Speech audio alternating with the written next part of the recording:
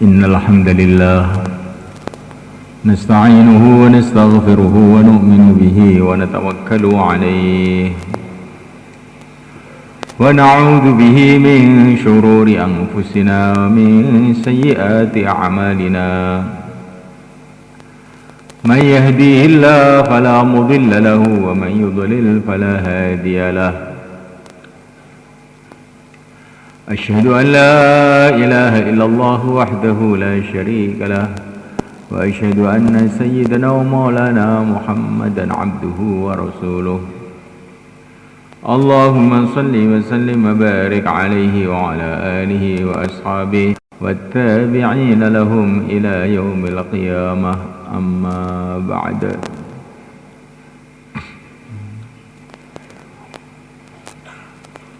فقد قال في كتابه الكريم إن الذين قالوا ربنا الله ثم استقاموا تتنزل عليهم الملائكة ألا تخافوا ولا تحزنوا وأبشروا بالجنة التي كنتم توعدون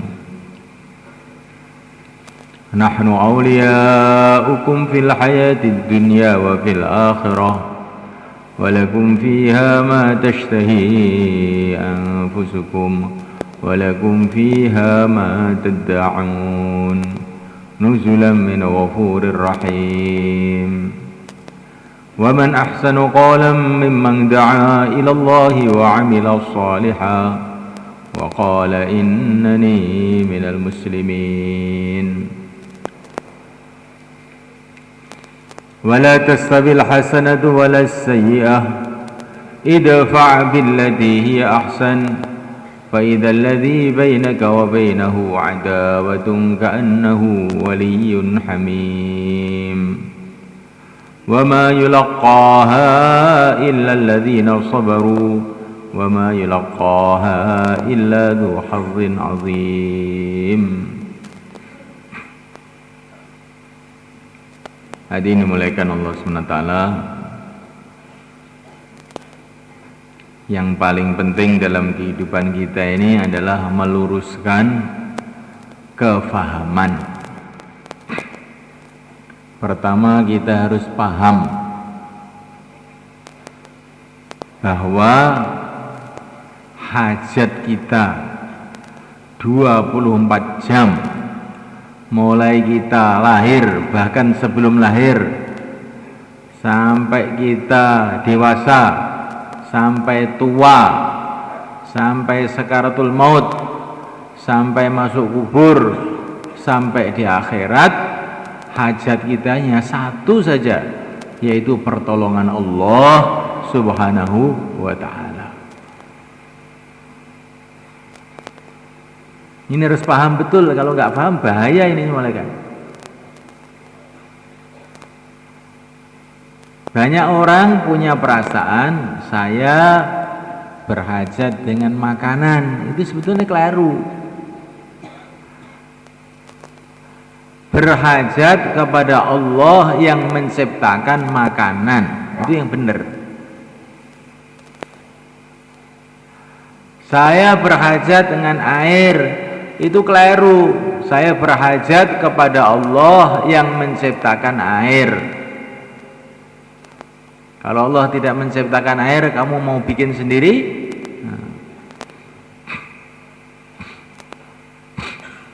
Kita anak-anak merasa berhajat kepada kasih sayangnya orang tua. Itu keliru sebetulnya. Kamu perlu kasih sayangnya Allah yang meletakkan kasih sayang itu dalam hati orang tua kamu. Kalau Allah meletakkan kasih sayang dalam hati orang tua kamu, maka orang tua kamu jadi sayang sama kamu. Kalau tidak, maka ya tidak. Banyak ibu-ibu hamil melahirkan, kemudian bayinya dibuang ke kalen, ke selokan. Kenapa? Karena Allah tidak meletakkan dalam hati ibu itu sayang sama anaknya, maka anaknya malah dibuang. Kamu lihat di rumah sakit Madiun kan banyak itu anak-anak buangan itu dijadikan satu kamar gitu, kating cenger gitu.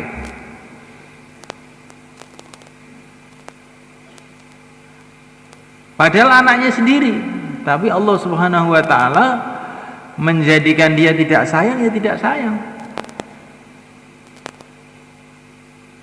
Maka hakikatnya hajat kita bukan kepada orang tua, hajat kita kepada Allah yang menciptakan kasih sayang kepada orang tua.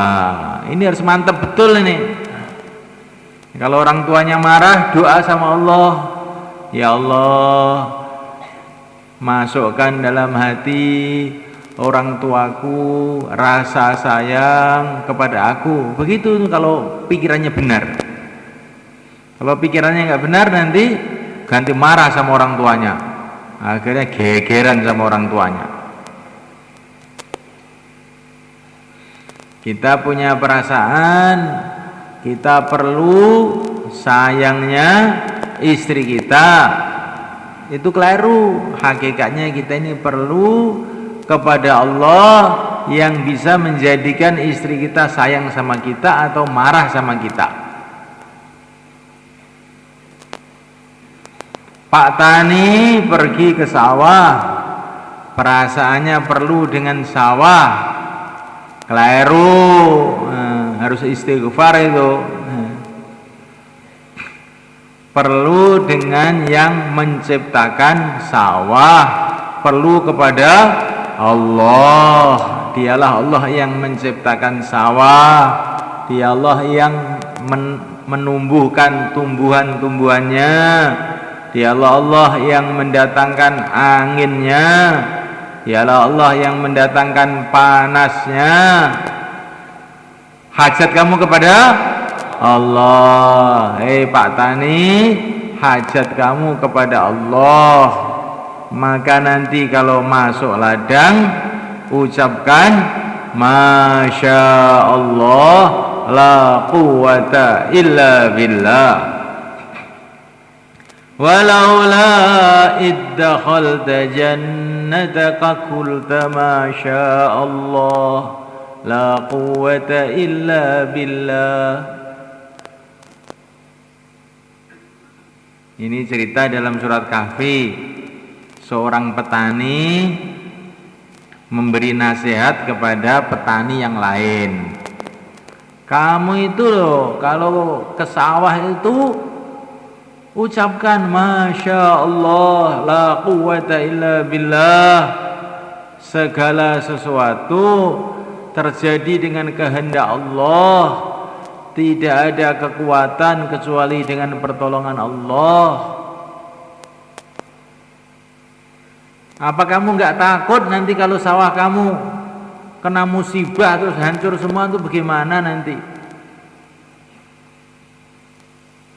Husbanan minas sama' fatusbiha sa'idan zalaqa. Apa kamu nggak takut kalau Allah SWT mendatangkan musibah ke sawah kamu sehingga sawah kamu menjadi hancur? Katanya petani itu. Tapi petani ini dikasih nasihat sama temannya, ndablek. Apa? Nah, katanya dia. Langsung ke sawah. Penting sawah, kerjakan yang baik, panen, udah kendul-kendul. Katanya dia dalam hatinya. Ternyata sampai di sawah, sawahnya sudah hancur semuanya. Nah, barulah dia menyesal. Ini diceritakan dalam surat Kahfi. Orang itu kalau sudah diingatkan mengenai keagungan Allah kok dia ndablek, biasanya kena musibah itu.